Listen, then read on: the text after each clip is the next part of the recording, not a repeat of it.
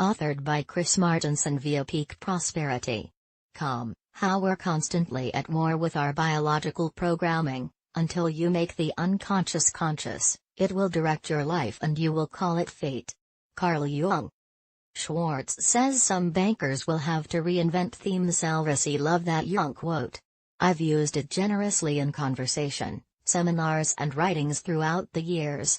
Initially, I assumed that the unconscious he referred to the place in our brains where our experiences, beliefs and memories are undetectably stored. You know, psychology stuff, ego, subconscious, ID. Old memories from childhood lurking beneath the conscious frame of reference, directing thoughts and coloring our current experiences. In other words, post-birth experiences that came from nurture, the environment in which we were raised. As if we're born as blank slates written upon by our parents, friends and the larger culture we grow up in. Perhaps given the state of science at the time, that's all that Jung did mean. But now we have a lot more science to expand that quote out into some truly mind-boggling territory.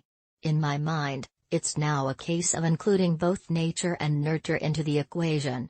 More and more scientific research is revealing that our slates are only partially blank at birth, ready to accept whatever chalk lines might get drawn by life.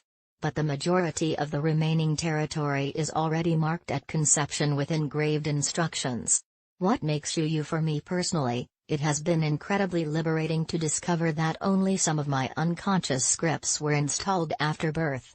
The person that I call I or me is a bundle of reactions, some of which were pre-programmed and some of which have been learned, and most of which are a combination of both. The same is true for you. Our lives are a complex combination of both nature and nurture mixing like fluids to influence our experience of life.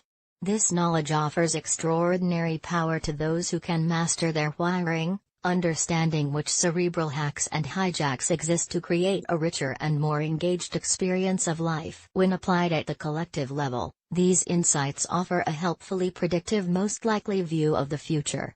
Bluntly, the odds of a group of humans rising above their core programming is pretty low, especially when various self-interested entities have learned to hijack the programming for fun and profit, and other often nefarious motivations.